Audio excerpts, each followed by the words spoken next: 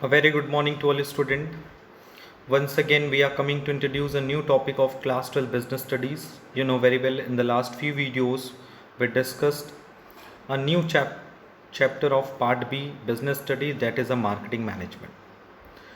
In this chapter, first of all, we discussed the important topic that is a marketing mix. You know very well the marketing mix consists the following elements, that is the product mix, price mix, place mix and promotion mix.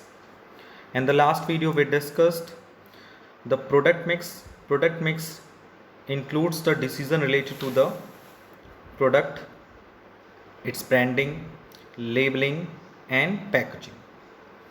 So today we will move to the third part of the product mix, that is labeling. In the last video we discussed the two important elements of the product mix, that is a branding and packaging.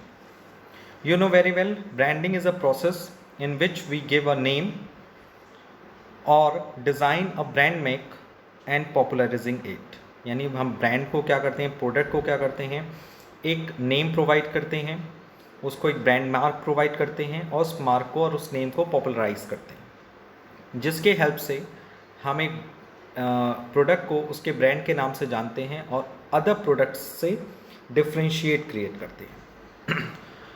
And as well as we discuss the packaging. Packaging is a process in which we design and producing the container or wrapper of a product. यानी packaging में हम लोग क्या करते थे basically, एक ऐसा process है पैकेजिंग जिसके हेल्प से हम लोग प्रोडक्ट के लिए रैपर्स और कंटेनर को डिज़ाइन करते हैं और उसको प्रोड्यूस करते हैं.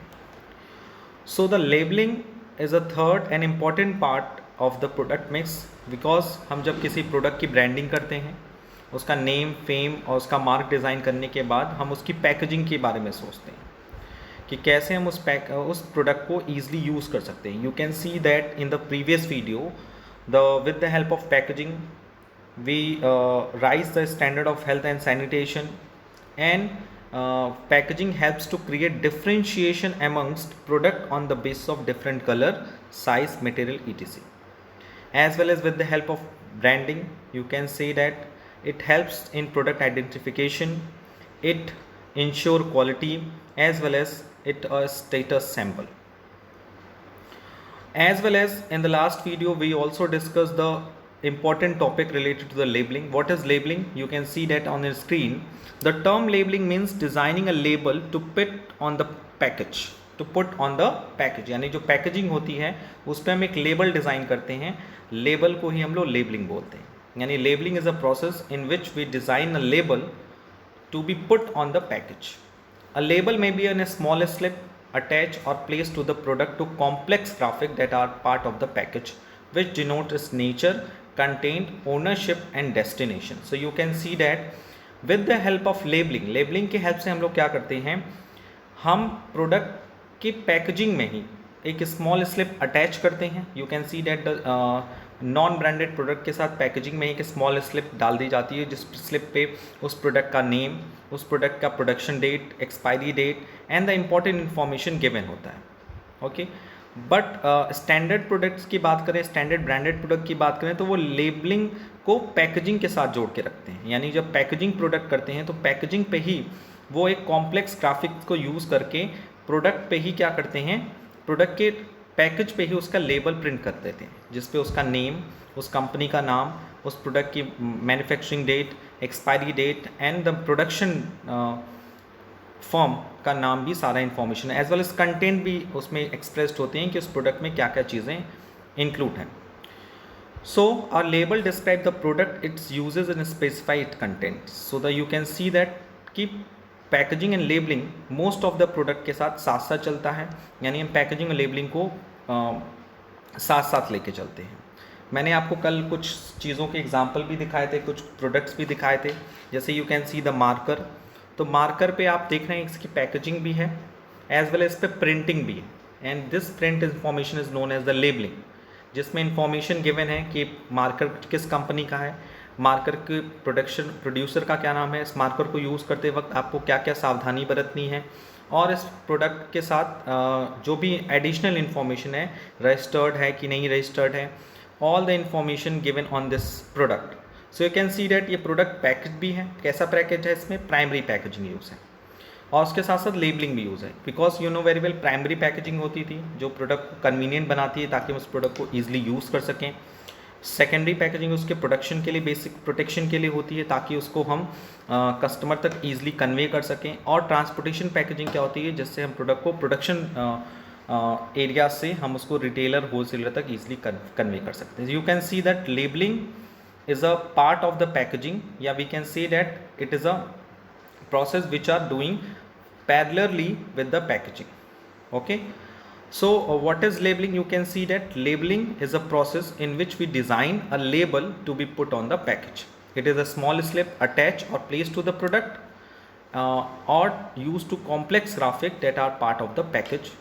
And labeling includes different information related to the name of the product, nature of the product, contents of the product, ownership, destination, all the other information which are required to print on such kind of the product. In today's video, now we will move to the next part of the labeling, that is a function of the labeling. What is the function of the labeling? So the various function performed by label are: the first one, describe the product and specify its content. यानी कि labelling के help से हम क्या करते हैं, product को describe करते हैं और उसके कंटेंट को स्पेसिफाई करते हैं। जैसे it specify the content and other feature of the product, it enables manufacturer to give clear instruction to consumer about the proper use of this product. यानी कि with the help of labelling क्या करते हैं हम लोग, generally consumer को product को use करने के लिए क्लियरली इंस्ट्रक्शन प्रोवाइड करते हैं। ठीक है, मैन्युफैक्चरर क्या करता है, एक क्लियर इंस्ट्रक्शन प्रोवाइड करता है कि कंज्यूमर को उस प्रोडक्ट को कैसे यूज़ करना है। As well as it helps to describe the product, its uses, cause and uses, content, manufacturing expiry date, price, quantity, ETC. यानी कि बेसिकली लेबलिंग की हेल्प से हम ये भी डिस्क्राइब करते हैं कि उस प्रोडक्ट के का क्या यूज़ है, उस प्रोडक्ट को यूज़ कर समय क्या क्या कॉजन्स लेने हैं, यानी बचाव, सावधानियां जिसे कह सकते हैं, कंटेंट्स क्या क्या है उस प्रोडक्ट में, मैन्युफैक्चरिंग कब हुई है, एक्सपायरी डेट कब है, उसका प्राइस क्या है और उसकी क्वांटिटी क्या है। So that's the first function of the labelling, that is describe the product and specify it's content. The number second is identification of the product और brand. With the help of labeling, you can see that it gives a definite identity to the product or brand and therefore the identification of the product become easy. यानी labeling के help से हम product को easily identify भी कर सकते हैं. The name Pears printed on the toilet soaps helps us to know which soap out of several soap is Pears. You can see that कि अगर आप देखो कि ये मार्कर है, मार्कर दो तरीके का होता है. यू कैन सी दैट एक मार्कर होता है रिमूवेबल मार्कर, एक होता है permanent marker. So with the help of printing and labelling आप देख सकते हो, पढ़ सकते हो कि this marker useful for the white board marker. यानी ये मार्कर कहाँ यूज़ होगा, वाइट बोर्ड पे यूज़ होगा, यानी ये परमानेंट मार्कर नहीं है. एंड जब आप परमानेंट मार्कर उठा के देखोगे तो उस पर लिखा होता है permanent marker. So you can see that with the soap में कौन सा टॉयलेट सोप है, कौन सा सोप आपके नहाने के लिए है, कौन सा यानी बाथिंग सोप है. यानी there are various kind of soap. You can see the face wash. आप जब भी मार्केट में जाते हो तो एक ही ब्रांड के फेस वॉश भी होते हैं और उसकी क्रीम भी होती है. सो आप कैसे डिफ्रेंशिएट करो, एक ही कंपनी के शैम्पूज़ भी होते हैं. सो आप उस प्रोडक्ट की लेबलिंग की हेल्प से आइडेंटिफाई करते हो कि ये प्रोडक्ट किस पर्पज़ के लिए है. For the face wash purpose के लिए है कि for the shopping bathing purpose के लिए है कि फॉर द क्रीम है. तो ये किस पर्पज़ के लिए आप ईजिली आइडेंटिफाई कर सकते हो. यानी you can see that with the help of the labelling it identify the product and the brand. Okay. And number third function of the branding is the grading of product. ये it is a very important part of the, और ये काफ़ी popular भी है आज के ज़माने में कि कैसे हम ग्रेडिंग कर सकते हैं. यू नो वेरी वेल, एक प्रोडक्ट, एक प्रोड्यूसर कंपनी अपने डिफरेंट प्रोडक्ट मार्केट में उठाती, डिफरेंट टाइप्स ऑफ प्रोडक्ट. तो वो अपने प्रोडक्ट को ग्रेड करने के लिए यानी क्लासीफाई करने के लिए वो क्या करती है, जनरली पैकिंग की हेल्प लेती है. पैकिंग में क्या होता है, it enables the manufacturer, labelling की हेल्प से it enables the manufacturer to grade the product into different categories. जैसे you can see that Hindustan Lever sell different grades of tea. You can see that Hindustan Lever एक ऐसी company जो T बेचती है लेकिन उसमें डिफरेंट ग्रेड होते हैं, जैसे green, yellow and red label. So you can easily identify कि ग्रीन टी आपको पीना है, येलो टी पीना है कि रेड टी पीना है. It is depend on your choice. So basically आप लेबलिंग की हेल्प से, क्योंकि लेबलिंग में वो क्लियरली कलर्ड होता है कि येलो है, ग्रीन है, रेड है, you can easily identify. As well as आप अगर एक स्मॉल एग्जांपल लेते हैं लाइक अ पेन, तो you can see that pen में कई ग्रेडिंग होती है. लाइक पहले कलर में देख लो, white, black pen, blue pen, red pen, green pen, है various kind of pen. As well as pen में भी और भी क्वालिटीज़ होती हैं like dot pen, gel pen, हाँ, सो स्केच पेन. सो आप लेबलिंग की हेल्प से क्या करते हैं, प्रोडक्ट में ग्रेडिंग क्लासीफाई कर सकते हो, अपने प्रोडक्ट को डिफरेंट कैटेगरीज में डिवाइड कर सकते हो. The fourth one is a help in promotion of product. A good label can attract attention, describe the product and stimulate the buyer to buy the product. हमने जैसे बताया था last video में, you can see that and कि basically packaging की एक ऐसा part होता है जिसको हम अट्रैक्ट होकर किसी प्रोडक्ट को खरीद लेते हैं. उसी तरह से लेबलिंग भी प्रोडक्ट का वो पार्ट होता है जिसको देख के कस्टमर अट्रैक्ट होता है और उस प्रोडक्ट को खरीदने के लिए क्या होता है, मोटिवेट भी होता है. सो with the help of effective a good labeling, it helps in the promotion of the product. And number 5th is providing information required by law. It is very important part, and you can see that some kind of instruction given on your product. It provides information required under law. Generally labeling के help से हम लोग क्या करते हैं, law में जो भी information required होती है वो आपको provide की जाती है. For example, statutory warning, smoking is injurious to health. अगर आप देखो लाइक स्मोकिंग प्रोडक्ट्स पे, तो आप देखोगे कि उस पर प्रिंटेड होता है, इट इज़ क्लियरली. तो printed is a part of labelling. So labelling के हेल्प से हम लोग क्या करते हैं, अपने कस्टमर को इन्फॉर्मेशन प्रोवाइड करते हैं जो कि लॉ के थ्रू कंपल्सरी. जैसे अगर आप इन्फॉर्मेशन देखोगे एल्कोहल प्रोडक्ट्स पे भी, उस पर भी ये सारी चीज़ें प्रिंटेड होती हैं. लाइक मेडिसिन प्रोडक्ट्स पे, सो आप यू कैन सी दैट कि smoking is injurious to health must be stated on the package of the cigarette. यानी सिगरेट के पैकेज पे ये स्टेचुरी वार्निंग क्लियरली प्रिंटेड होती है. So it is a part of the labelling. So with the help of labelling we give the necessary information required by the law. Law ने इसको compulsory कर दिया है. Such information is consider necessary on process food. Process food पे भी ये information consider होनी चाहिए कि प्रोसेस फूड में भी आपको ये इन्फॉर्मेशन देनी है कि ये प्रोडक्ट क्या है, प्रोसेस फूड है, इसकी एक्सपायरी डेट क्लियरली मेंशन होनी चाहिए.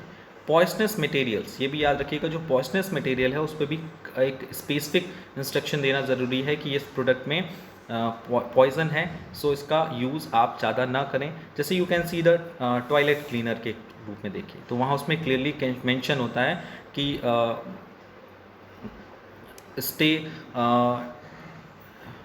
स्टे फ्रॉम चाइल्ड, मतलब इस प्रोडक्ट को चाइल्ड से दूर रखिए. ड्रग्स मेडिसिन के पे स्पेशली मेंशन होता है कि विदाउट डॉक्टर से कंसल्ट किए बिना आप इसको कंज्यूम ना करें. Like drugs and medicine complementary. So you can see that कि with the help of the labelling we provide the information, important information required by the law. That is a statutory warning जो आपको देनी है. जैसे like smoking products पे आपको देनी है, एल्कोहल प्रोडक्ट्स पे देनी है, प्रोसेस फूड्स पे देनी है, पॉइजनस मटेरियल्स पे देनी है, ड्रग्स पे एंड मेडिसिन पे आपको देनी है, which provide safety warning to the consumer. यानी कंज्यूमर को आपको पहले से ही वार्निंग दे देनी है उस प्रोडक्ट को यूज़ करने से पहले कि इस प्रोडक्ट को यूज़ करते समय आपको क्या क्या सावधानी देनी है. तो ये सारी चीज़ें यू कैन सी डैट बिना लेबलिंग के नहीं हो सकती. So with the help of labeling you can see that labeling describe the products and specify its content. Number second, labeling helps to identify the product or brand. Number 3, it helps to grading of the product. अगर कई एक सही सारे products अगर आप manufacture कर रहे हैं, एक ही प्रोडक्ट के कई ग्रेड प्रोडक्ट प्रोड्यूस कर रहे हैं, तो आप ग्रेडिंग करने में भी आपको लेबलिंग हेल्प करती है. And it helps also in the promotion of the product. With the help of effective label you can see that कि प्रोडक्ट को प्रमोट करने के लिए आपके लिए ग्रेडिंग काफ़ी इंपॉर्टेंट होती है. And next is providing information required by law. You know very well, according to our law, according to the consumer protection act, according to the sale of goods act, some product have a statutory warning. आपको कुछ goods पे statutory warning देनी पड़ती है, तो वो statutory warning आप labelling के हेल्प से ही लोगों तक प्रोवाइड कर सकते हैं. सो you can see that when we take the decision regarding the product mix, so we are talking about the three important elements of the product mix, that's the branding, labeling and packaging. Labeling and packaging is an activity generally adopted by the some important business firm पैरेलरली, यानी ये इस तरह की information या इस तरह की जो डिसीजन है वो जनरली कंपनी साथ साथ लेती है कि पैकेजिंग और लेबलिंग को हम साथ साथ लेके चलेंगे, बट इनको अलग अलग समझना भी ज़्यादा ज़रूरी है कि packaging is a part of the protection and convenient of the product, convenient to use of the product, as well as labelling is consider to provide the necessary information to the consumer before consume any kind of the product. So you can see that we completed the first element of marketing mix, that is product mix. Now we will move to the second element of marketing, that is a price mix. So let's we discuss it.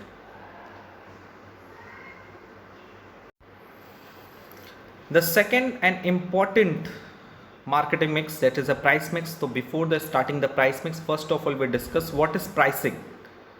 Pricing refers to the process of determining the price of a product, यानी कि pricing ऐसा process है जिसमें हम किसी product की price को decide करते हैं. Price of a product refers to the amount of money that the customer has to pay to obtain a product from the market. यानी price एक ऐसा amount of money है, यानी money है जिसे कस्टमर को पे करना पड़ता है किसी प्रोडक्ट को मार्केट से लेने के लिए. Pricing is considered as a regulator of demand of a product, यानी प्राइसिंग को हम कह सकते हैं कि एक regulator of demand of the product, यानी प्रोडक्ट की डिमांड क्रिएट करता है. जैसे अगर किसी प्रोडक्ट की प्राइस बहुत ज़्यादा होती है तो उसकी डिमांड कम हो जाती है, और अब अगर किसी प्रोडक्ट की प्राइस कम होती है तो उसकी डिमांड बढ़ जाती है. तो because when the price of the product is increase, demand fall and vice versa.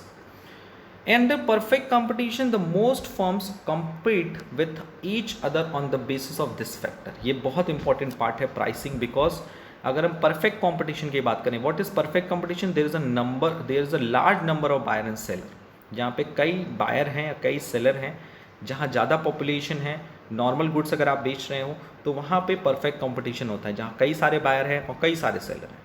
Most firms compete with the each other on the base of this factor. Generally यही एक ऐसा फैक्टर है, प्राइस एक ऐसा फैक्टर है जिसके through एक company दूसरे कंपनी के साथ, एक फर्म दूसरे फर्म के साथ कॉम्पिटिट करती है, यानी कि कंपटीशन करती है. Therefore firms give great importance to the fixation of price for their goods and services. इसीलिए हर फर्म अपने प्राइस को फिक्स करने के लिए ज़्यादा इंपॉर्टेंट देती है, क्योंकि यू नो वेरी वेल कि अगर किसी प्रोडक्ट का प्राइस अगर कॉम्पिटिटिव प्रोडक्ट्स के प्राइस से ज़्यादा होगी तो जाहिर सी बात है उसकी डिमांड कम हो जाएगी.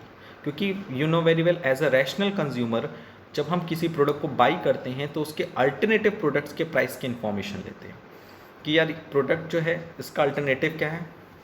Suppose we have a two quality of the marker, suppose ये मार्कर है और ये मार्कर, दोनों मान लीजिए अलग अलग कंपनीज के मार्कर है.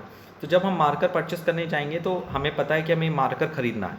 सो हम मार्कर पूछेंगे किस कंपनी का मार्कर है, अच्छा ये कितने का है, ये कितने, एंड देयर आफ्टर हम एनालाइज करेंगे किसका, अगर किसी का प्राइस ज़्यादा होता है तो हम पूछते हैं अच्छा इसमें ऐसा क्या है किसका प्राइस ज़्यादा है.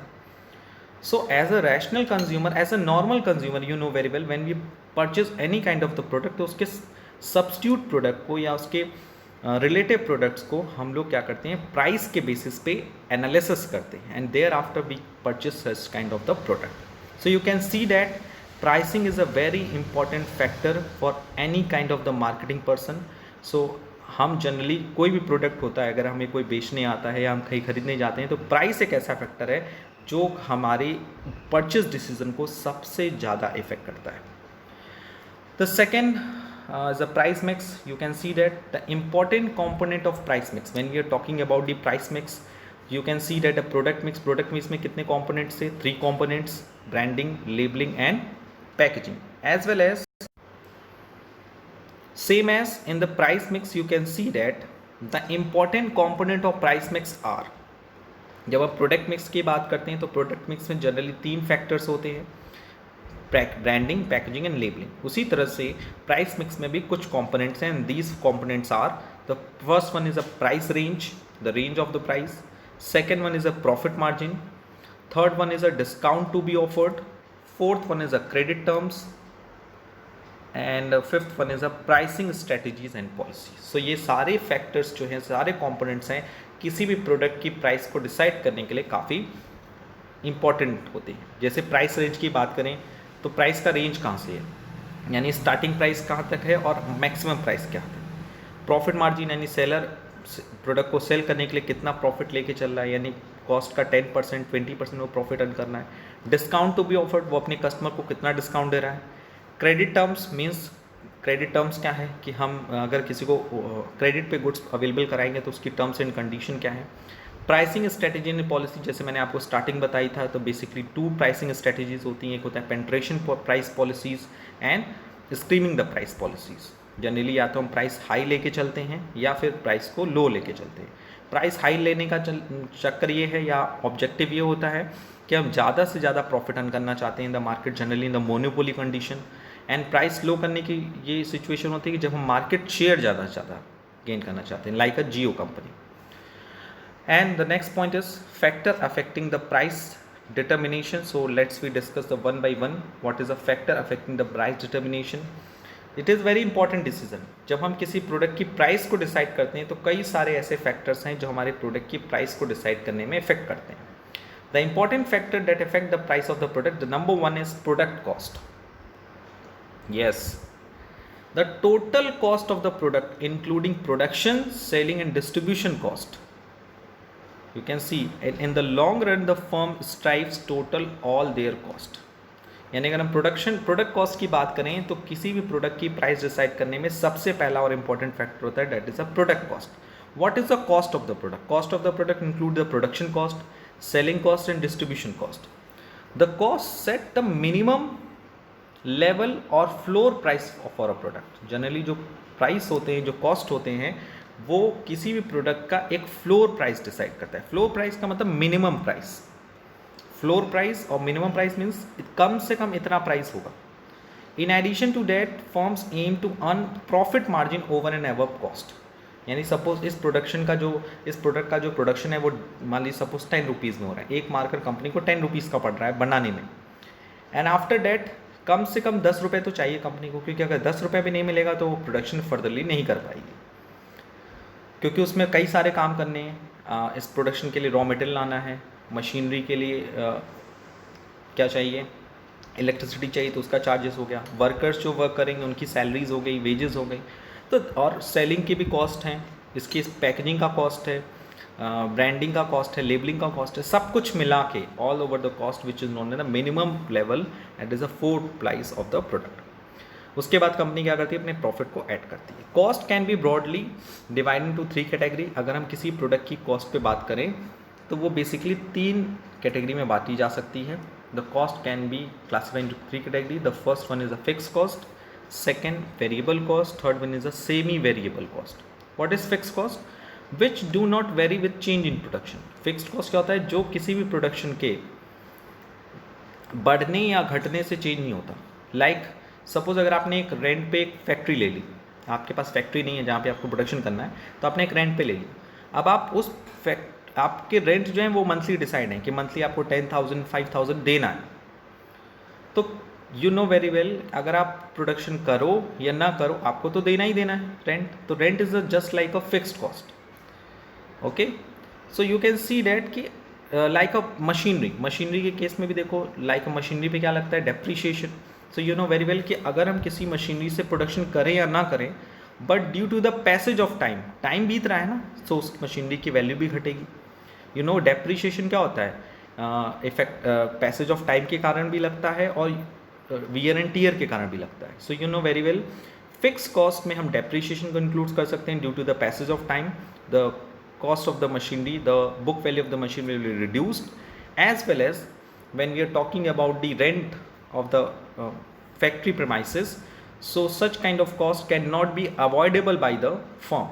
So ये cost तो उसको bear करनी है, चाहे वो प्रोडक्शन करे या ना करे, चाहे प्रोडक्शन ज़्यादा करे या प्रोडक्शन कम करे। The second one is a variable cost which vary at all level of the production. Variable cost में जनरली हम रॉ मटेरियल के कॉस्ट को लेते हैं कि हम जितना ज़्यादा प्रोडक्शन करेंगे उतना हमें रॉ मटेरियल्स चाहिए होगा, उतना ही हमें बेसिकली इलेक्ट्रिसिटी यूज़ करनी पड़ेगी। सपोज़ हमें प्रोडक्शन करना है ज़्यादा तो हम 12 घंटे प्रोडक्शन कर रहे हैं, तो 12 घंटे में इलेक्ट्रिसिटी बिल भरना पड़ेगा, 12 घंटे के लिए हमारे पास रॉ मटेरियल्स होना चाहिए, तभी तो हम उतने प्रोडक्ट्स को यूज़ कर सकते हैं. So variable cost which are totally depend on the level of the product. And number third is semi variable cost which vary with production but not in direct proportion with it. Semi variable cost क्या होता है कि एक ऐसा cost होता है जिसमें बढ़ता तो है प्रोडक्शन बढ़ने, लेकिन एक डायरेक्ट प्रोपोर्शन में वो वैल्यू नहीं बढ़ती. जैसे अगर हम बात करें रेंट की, तो रेंट को हम कभी कभी सेमी वेरिएबल कॉस्ट में भी इंक्लूड कर सकते हैं. फॉर एग्जांपल एक एरिया आपने लिया, एक रूम लिया फॉर द प्रोडक्शन पर्पज़ के लिए, और आपका बिजनेस चल पड़ा, आपको डिमांड ज़्यादा आ गई, तो आपने 100 यूनिट्स और बढ़ा दिया. तो 100 यूनिट्स बढ़ाने के लिए आपको एक और रूम की ज़रूरत पड़ेगी. So you can see that suppose एक रूम में आप 1000 प्रोडक्ट बेचते थे, बनाते थे, और आपने क्या किया, अब आपको मार्केट से 1100 यूनिट्स की डिमांड आने लगी. अब आप 1000 से ज़्यादा तो एक रूम में प्रोड्यूस नहीं कर पाओगे सपोज, या स्टोर नहीं कर पाओगे. तो आपने दूसरा रूम लिया और उसमें 100 यूनिट्स एडिशनली बनाया. तो यू कैन सी डेट कि अभी आप 1000 यूनिट प्रोड्यूस कर रहे थे तो आप 5000 रेंट दे रहे थे, अब आप 1100 यूनिट्स किए तो 10,000 रेंट हो गया, जस्ट डबल. आपने प्रोपोर्शनेट इंक्रीजमेंट नहीं हुआ. यानी सेमी वेरिएबल कॉस्ट जो होती है वो जनरली प्रोपोर्शनेट लेवल में नहीं बढ़ती, वो कुछ लेवल तक फिक्स्ड होती है. क्योंकि वेरिएबल ऐसा तो है नहीं कि वो रेंट क्या करेगा कि रूम थोड़ा सा बड़ा है फिर थोड़ा सा और बड़ा कर देगा, ऐसा तो होगा नहीं. रूम तो आपको पूरा दूसरा लेना पड़ेगा. जैसे अगर आप घर में रेंट पे रहते हो तो ऐसा तो नहीं होता है कि अगर आप 2 लोग हो एक रूम में एडजस्ट हो रहे हो, जैसे ही 3 लोग हो गए तो आपको एक और एडिशनल रूम लेना पड़ेगा, यानी 2 रूम के लिए आपको पे करना पड़ेगा, जबकि पर्सन कितने 3. सो वहाँ कॉस्ट ऑफ इंक्रीज हो जाएगा. जैसे 2 लोग मिलकर अगर 10,000 रेंट देते हैं एक रूम का, और तीसरा बंदा आ गया तो आपने एक और रूम ले लिया, अब रेंट कितना हो गया 20,000, नॉट इन 15,000. ऐसा नहीं कि रूम काट के थोड़ा सा बढ़ा लेंगे. So such kind of cost will be known as the semi variable cost, because which vary with production, जो प्रोडक्शन कारण बढ़ती तो है लेकिन डायरेक्ट प्रपोर्शन में बढ़ती नहीं है. So you can see that एक गुड्स को या प्रोडक्ट को प्रोड्यूस करने में बेसिकली 3 तरह की कॉस्ट रिस्पॉन्सिबल होती है. The first one is a fixed cost, variable cost and semi variable cost. The total cost is sum total of fixed, variable and semi variable cost at a specific level of activity. So अगर हम किसी product की total cost निकालना है, क्योंकि cost is a very important element for determining of the price of any product, so we can sum total of the fixed, variable and semi variable cost at a specific level of activity. Price is determined by adding a profit to the average cost of the product. यानी हम generally करते क्या हैं कि किसी product की average cost को decide करते हैं और उसके बाद उसमें प्रॉफिट को ऐड करते हैं. जैसे for example what is the price of the product, so you can see that the price of the product equals to the price of the product equals to the cost of the product plus desired profit. okay, so हम लोग क्या करते हैं, first of all we decide the cost of the product, thereafter उसमें जो desired profit है उसको add कर देते हैं, तो बन जाता है वो प्राइस. ये प्रॉफिट है एंड फर्स्ट वाला जो प्राइस है. सो लास्ट लाइन हम एक बार फिर से क्लियरली आपके लिए मेंशन कर देते हैं. Price is determined by adding a profit to the average cost of the product. यानी प्राइस हम कैसे डिसाइड करते हैं, प्रॉफिट को ऐड करते हैं किसमें, average cost of the product. जो कॉस्ट प्रोडक्ट की जो एवरेज कॉस्ट होती है उसमें ऐड कर देते हैं, वो उसकी हो जाती है price. So today we discuss the third component of the product mix, that is the labeling. So you can see that with the help of labeling, we design a label to be put on the package. It may be a small slip attached or placed to the product to complex graphics that are part of the package, which denotes its nature, ownership, contents, destination and other information, like a stationery warning, like a information related to the different grade, and it also helps in the promotion of the product. Thereafter we discuss the what is pricing. Pricing is a process of determining the price of a product. यानी किसी product की price को decide करने के लिए हम जो भी प्रोसेस यूज़ करते हैं, that is the pricing. And pricing is a very important factor to determine the demand of a particular product. Price mix include the few component like a price range, profit margin, discount, credit terms and pricing strategy, as well as the few important factors which influence the price determination. यानी when we are talking about the determination of the price, यानी price को decide करना है तो कुछ factors हैं जो हमारे price decide करने में affect करते हैं. That is a product cost, utility and demand, extent of competition in the market, government and legal regulations, pricing objective and marketing method used. But today we complete the first factors which influence the price determination, that is the product cost. In the next video we will discuss the rest of the factors affecting the price determination. So I hope today we cleared all the topics very easily. Apart from this, if you have any doubts or suggestion regarding this video, please ask me in the online classes as well in the WhatsApp group. आज के लिए इतना ही. Thank you. Thanks a lot.